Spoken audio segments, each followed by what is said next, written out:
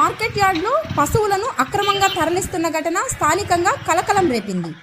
కర్ణాటక రాష్ట్రానికి చెందిన కంటైనర్లో 29 పశువులను తమిళనాడుకు తరలిస్తున్నట్లు సమాచారం అందడంతో బీజేపీ నాయకులు వెంటనే స్పందించి వాహనాన్ని అడ్డుకున్నారు.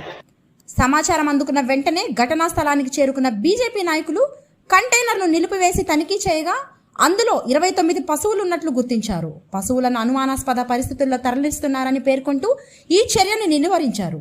పోలీసులకు సమాచారం అందించామని బీజేపీ నాయకులు అందులో 29 పశువులున్నట్లు గుర్తించారు. పశువులను అనుమానాస్పద పరిస్థితుల్లో తరలిస్తున్నారని పేర్కొంటూ ఈ చర్యను నిలువరించారు. పోలీసులకు సమాచారం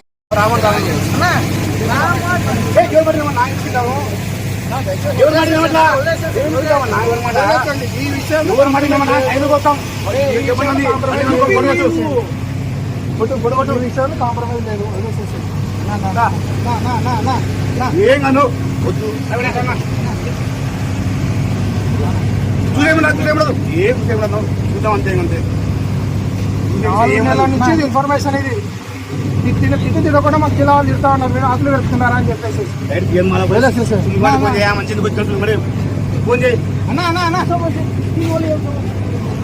బండి అవుతుందన్నా ఆ బండి అవుతుంది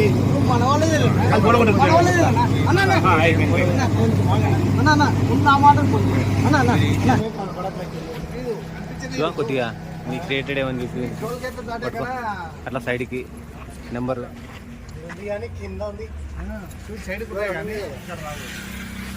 4 నెలల నుంచి కూడా మన డోన్ మార్కెట్ యార్డ్ నందు మొదటి ఆవులు అయితేనేమి ఎద్దులు అయితేనేమి అక్రమ రవాణా చేస్తున్నారని చెప్పేసి 4 నెలల నుంచి మనకి సమాచారం వస్తూ ఉంది. ప్రతి వారము కూడా మనం చూస్తూ ఉన్నాం. కాకపోతే ప్రత్యేకించి వీళ్ళు ఒక కూడుకుటానితో సంత అనేది మామూలుగా డోన్లో బేస్తవారం రోజున ఎద్దుల సంత జరుగుతుంది. ఈ రోజున మంగళవారం రోజు ఏ ఎద్దుల సంత జరిగిందో నాకు ఒక ఆధారం కావాలి. మార్కెట్ చైర్మన్ వాళ్ళు మార్కెట్ వాళ్ళు అలా చూపించాలి.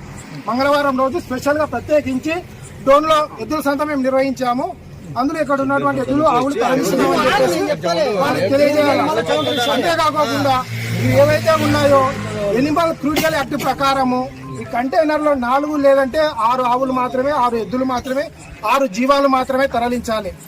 ఎనిమల్ క్రూడియల్ యాక్ట్ ప్రకారం ఇది వ్యతిరేకం, ఇది చట్ట వ్యతిరేకం. ఇది ఈ కంటైనర్ లో దాదాపు 29 అని చెప్పేసి క్లీనరే అన్నారు. అతను నోటి వెంటనే అన్నాడు 29 ఉన్నాయా, 30 ఉన్నాయా, 40 ఉన్నాయా అని తర్వాత విషయం. అంతేకాకుండా మీరందరూ కూడా గమనించాల్సింది కూడా ఏంటంటే, మేము దీనిపైన మా జిల్లా వాళ్ళ సమాచారం ఏంటంటే, మీరందరూ కూడా గత 10 రోజుల క్రితం శ్రీశైలం దగ్గరే జరిగింది.